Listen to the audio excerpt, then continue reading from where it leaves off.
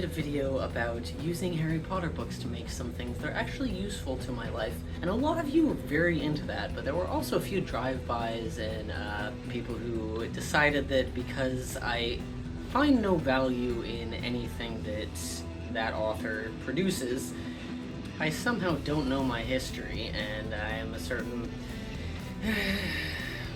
For those new here, this is what I made out of lovely little... If you follow me on social media, you may have heard me say recently, or in the past, that I am not a performer. But I still have to study how to present my work to people, because in this type of society, we live in a country, work rarely stands on its own merit, and which I think is ridiculous, but I am, however, a storyteller. And that means a lot of different things to a lot of different people, and I could get into the academic side of things of anthropologically speaking. Humans have always been storytellers. I have been revamping a lot of my presentation in physical spaces and how I choose to arrange things more in terms of experience, less in terms of just plopping something down on a table and asking people to have a look at it. I have always valued experiences and the energy of something rather than just accolades and awards and this famous person said they like it, which is very contrary to some of the business advice I've come across over time. So what does this have to do with me talking about the Harry Potter beads in the beginning?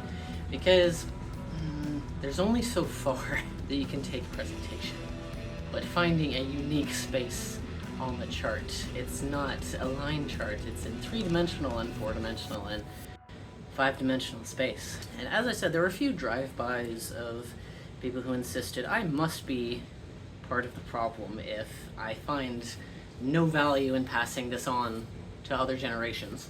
So I thought I'd go ahead and do another project with this in the mix. Doing things the same way that everybody else is doing it sends the message that my work is just like everybody else's, and I'm not into that. How dare I have confidence? How dare I like what I'm doing? Because there's also this very strong trend of putting on this front of being a shy, introverted, self-deprecating type of artist, and I ain't into that. I have been trying to use up a lot of the stuff that I already own, and kind of in the same way as business advice, there's a good reason that going out to research has value. It shows you kind of how other people are thinking and some of the conventional ways of doing things. But when you're trying not to buy new stuff and you're trying not to buy silly courses that are pushed and pushed and pushed and pushed on like various social media platforms, you really have to look differently at the materials that you do have. And some of the best business advice I've had in recent past, because as I said, I'm a storyteller, but I really don't like the feeling of being a performer. It makes me feel gross and like I'm being salesy, and it degrades what I'm actually trying to present to people. The best advice I've heard is to think of the backstory, your reasons for doing all this, but don't just tell people verbally, like you're at an awkward podium or something, but show people. Figure out the visual language, the graphics, the characters, the colors, the story book, and that was definitely speaking my language. I am a very visual learner, and I really wish that my work was considered, in general, something that can stand on its own at the same time as help with rent and groceries and horrible things like that. But, like I said, we live in a society where too many people think art is the easy way out. That if you're not suffering in an extremely specific, approved way, then you are cheating.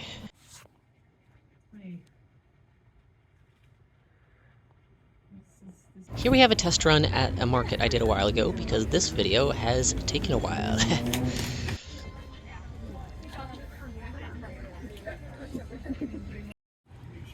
Apologies for the sound, whatever it's doing. But in case you can't tell by now, This is a house where a lot of things are black on black, which includes my microphone. But I did Flex Seal spray it, and it smooths things over, makes sure that nothing is going to come up too much. It did seal up some of the, let me see if it did seal up some of the breathing holes, but I can just take an X-Acto knife and pop them back open. But I did want to say, this is how you can, if you're doing something of this flavor, if this is inspiring or give you some ideas, same thing. This is how I am going to fix the bottom of this, because it does fit decently, speaking of sound.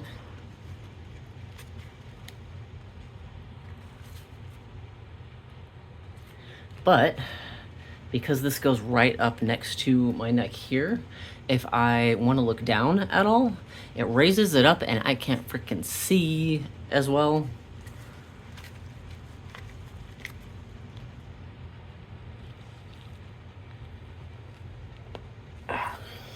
So what I'm going to do is cut a slice off here, and instead of it going straight across, it'll have way deeper of a curve, because this has like breathing holes and stuff. It's obviously not for germs, so more ventilation in the bottom is going to be fine. And if I did want it to be for germs, I could also wear a medical mask underneath it and then loop this over it. I've done similar things with masks before for different events, but that's why you're going to see what you're about to see. In visual storytelling, the best designs are ones you can recognize straight off, particularly in animation, but in any kind of stylized visuals. There is no confusion in who or what that design is, separate from everything else. I've been developing a lot of that in terms of colors, font, my work in general, but there have still been holes. It still needs something else. In avoidance of being salesy and gross, I've been missing one of the biggest, most important ways to create an experience rather than just another company, just another table, like online or off, that holds just some random stuff. My work is a part of me, and I give that to people. And a lot of people say that, but then still shy away from actually putting themselves into it. I've been a writer for a long time, and the first time I met someone offline who had read my work, she kind of joked that she expected me to be a lot more, I forget exactly what she said, but it amounted to outwardly chaotic, or extroverted at least.